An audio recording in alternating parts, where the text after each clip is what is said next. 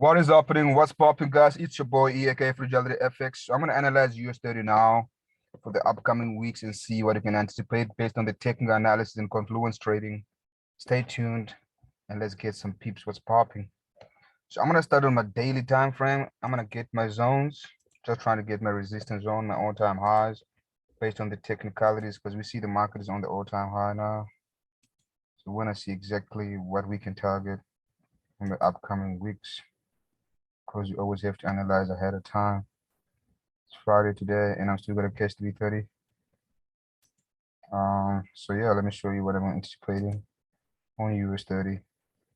So I only use my daily support and resistance, supply and demand. I don't really go much. The other time frame that I use is the H4, but I don't use that much of those zones. I just try to stick to maybe 2 or 3, but I love sticking to my daily zones. So I'm gonna change the color of this one, and I'm gonna make it red, showing that it is a dead end. I'm gonna call it all-time highs. Okay, all-time highs. So we're looking right there. And then this will be the first demand zone. So I'm gonna call it demand zone daily. First zone. Okay. And then this is demand zone 2. So I'm just gonna call it second zone. Okay. We got that. And then I'm gonna label the other ones. Now I'm gonna go to my H4 time frame because I already got my daily zones, H4 time frame. It's gonna get to put our diagonal support and resistance based on the previous data. And from now I can see the trend being trending on this one. Going that way. Going that way. I can basically just clone that and see where the price is currently trending. And we see the price is currently trending at the daily resistance, at the all-time highs. I'm just trying to get the most touches to get something like that. And okay. Yeah, that's more like it. From here, I'm going back to my candlesticks so that I can see what's happening. And from there, we're going to be able to put more technicalities on the chart. So I'm seeing that it's following a rising wedge. A rising wedge is a bearish reversal pattern. A rising wedge is a bearish reversal pattern. You should know that by now. A rising wedge is a bearish reversal pattern. We did that in the confluence trading course, Fragility FX 2.0. A rising wedge is a bearish reversal pattern. So I'm gonna make it red, indicating that it is a deadly reversal pattern. So with the impulse correction, I'm anticipating a drop to the downside. I'm anticipating a drop to the downside. So we're at all-time highs, but we're gonna have to drop down to give us more of a complete touch. Because we had a support here, support, support, support, and then of course with the resistance on the upside, a couple of touches, which confirms that it is a strong level of demand, supply, and we held here as well. So we have a rising wedge. Let me show you what the rising wedge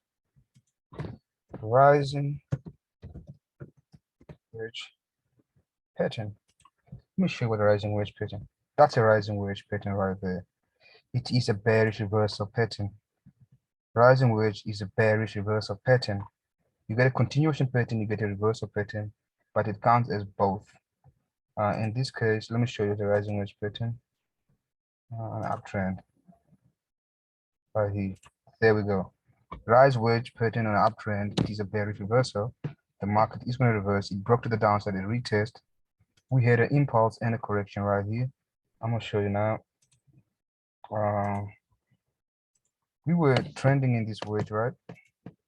Trending in the wedge, respecting, then we broke below, we're retesting. Currently exhausted before the continuation to the downside.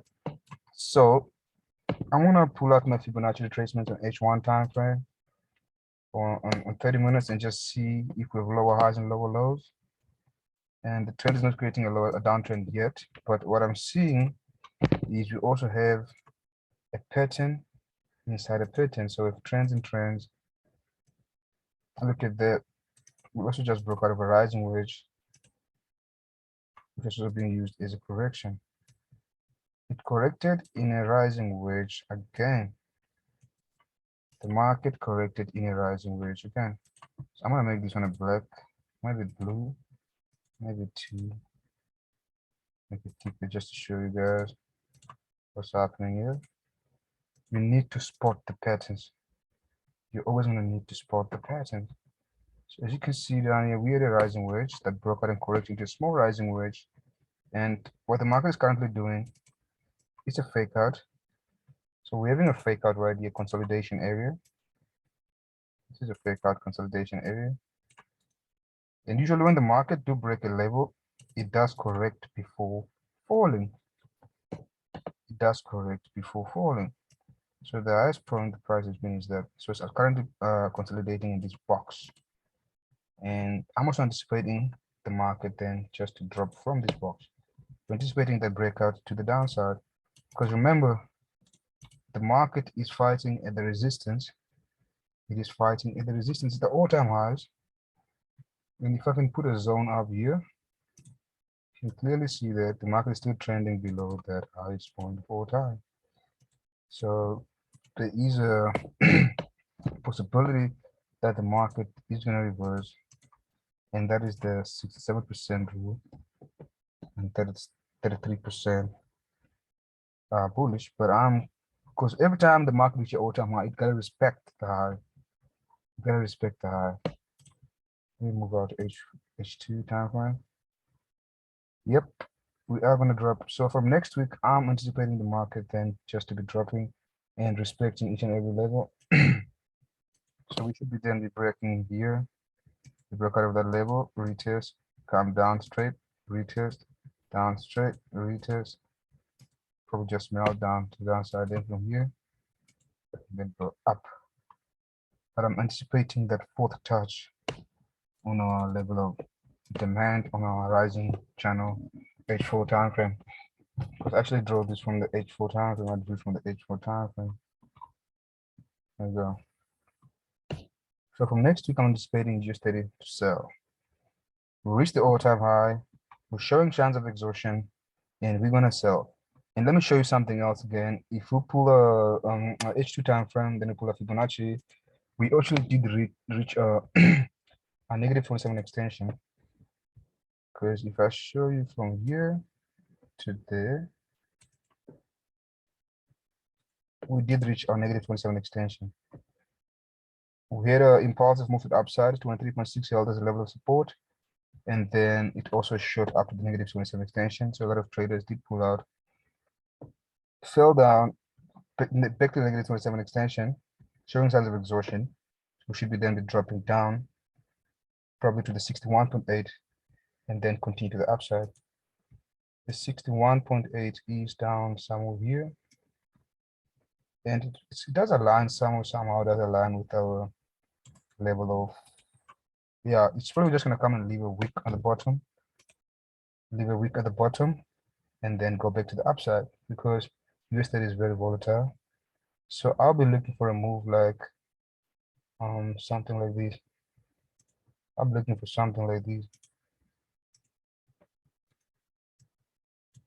in the upcoming weeks. We're looking for something like this.